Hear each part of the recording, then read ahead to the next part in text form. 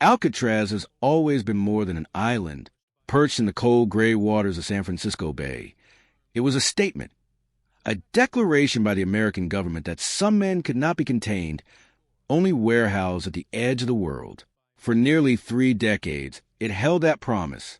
Then, on a quiet June night in 1962, 3 men vanished into the fog, and nothing about the rock was ever the same again.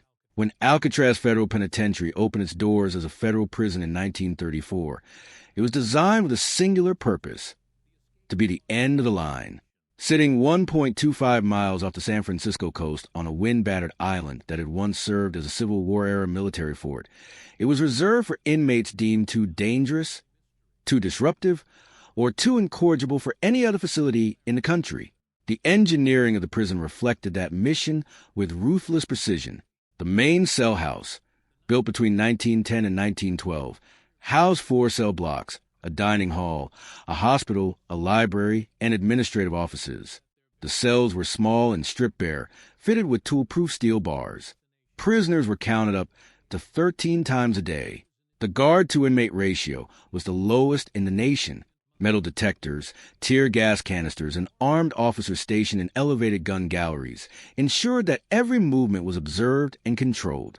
Access to even basic privileges, work assignments, visitation rights, conversation during meals, had to be earned.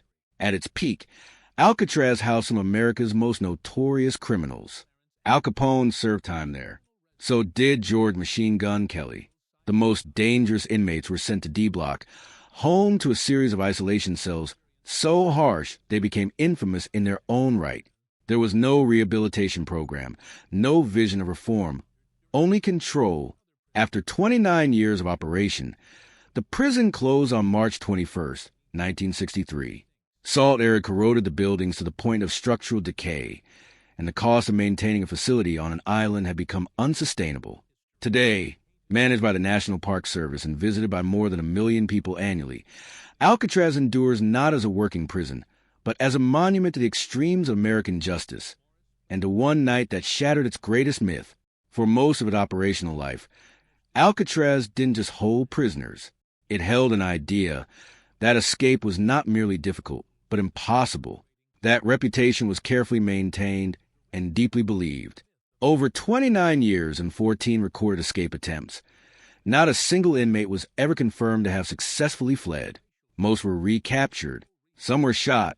A handful disappeared into bay, presumed drowned by the frigid, unforgiving currents.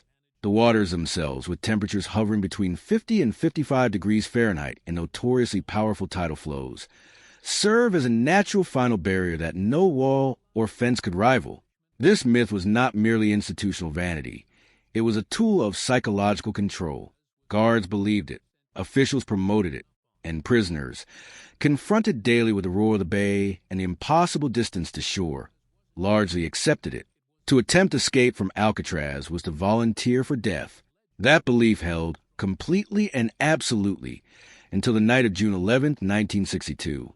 Frank Lee Morris was precisely the kind of man Alcatraz was built to stop. Orphaned at 11, convicted of his first crime at 13, Morris spent his formative years cycling through foster homes and juvenile institutions.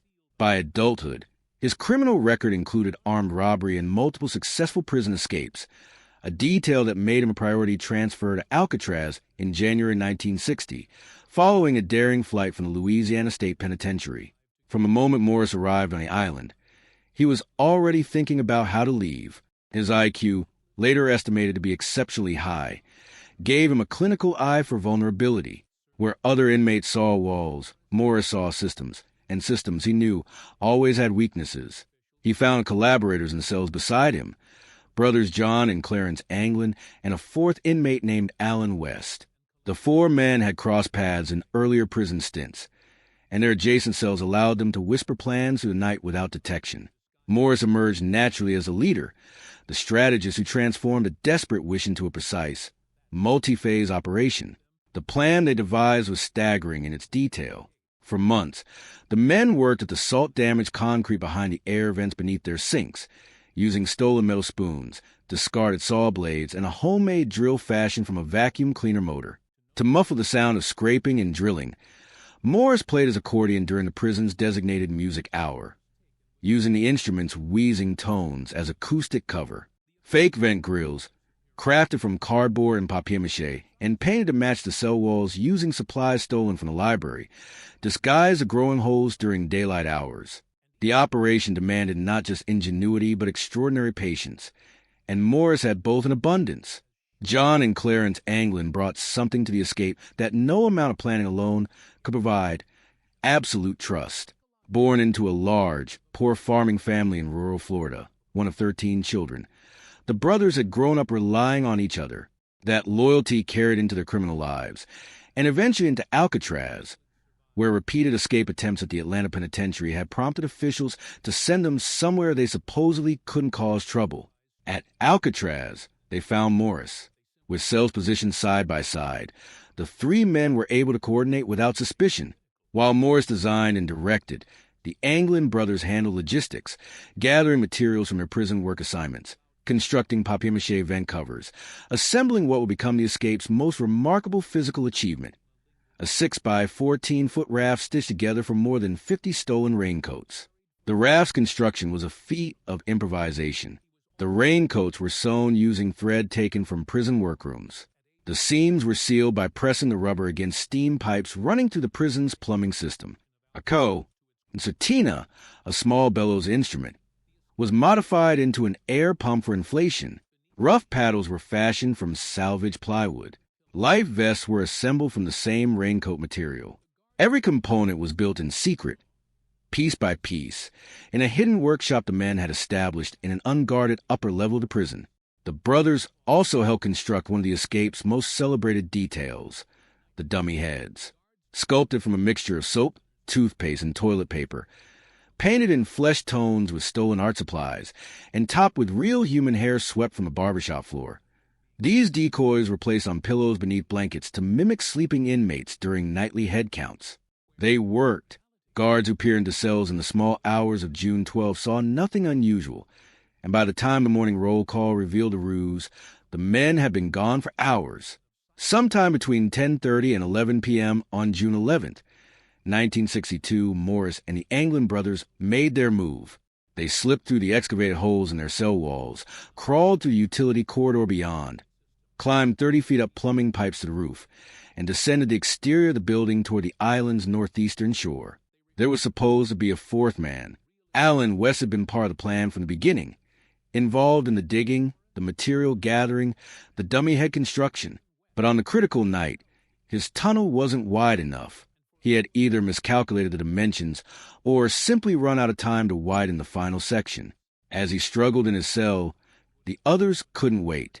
Morris and the Anglin brothers left without him, sliding into darkness while West remained behind, listening to the sounds of freedom receding. At the shore, the three men inflated their raincoat raft, launched it into the black water, and paddled toward Angel Island, less than 2 miles away, but separated from them by some of the most treacherous tidal currents in California.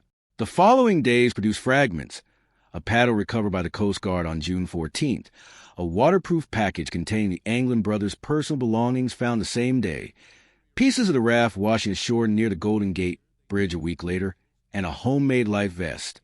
But no bodies, no men, no answers. The case officially closed in 1979, when the FBI declared the three escapees legally dead. For decades, that verdict went largely unchallenged until 2013, when a letter arrived at the San Francisco Police Department. The letter, allegedly written by John Anglin, was brief and startling. "I escaped from Alcatraz in June 1962, it read. "Yes, we all made it that night, but barely." The writer claimed that Frank Morris had died in 2005, Clarence Anglin in 2008, and that John himself was now terminally ill and willing to turn himself in, provided he received medical treatment. As a condition, he offered to reveal details that only a true participant in the escape could know. The FBI launched a quiet reinvestigation. Forensic teams examined the letter for handwriting matches, fingerprints, and DNA. The results were inconclusive. The handwriting could not be definitively matched to known samples from any of the three men. No usable DNA or prints were confirmed. The letter was credible enough to be taken seriously, but not provable enough to be declared authentic. It existed and still exists in a strange liminal space between confession and fabrication. The public didn't learn about the letter until 2018, when a local television station broke the story. By then, other pieces of circumstantial evidence had accumulated over the decades: alleged Christmas cards sent to the Anglin family bearing the brothers' names, and a much-debated 1975 photograph purportedly showing John and Clarence alive in Brazil. None of it conclusive, all of it tantalizing. The most rigorous challenge to the official narrative came not from a letter, but from a computer. In 2014, a team of Dutch researchers used advanced hydrological modeling to reconstruct the precise tidal conditions present on the night of June 11, 1962. Their findings were significant. If the escapees launched their raft between 11 p.m. and midnight, consistent with their estimated departure window, the currents would have carried them northward, toward Angel Island, rather than out through the Golden Gate into the open ocean. This was not a minor revision to the conventional wisdom.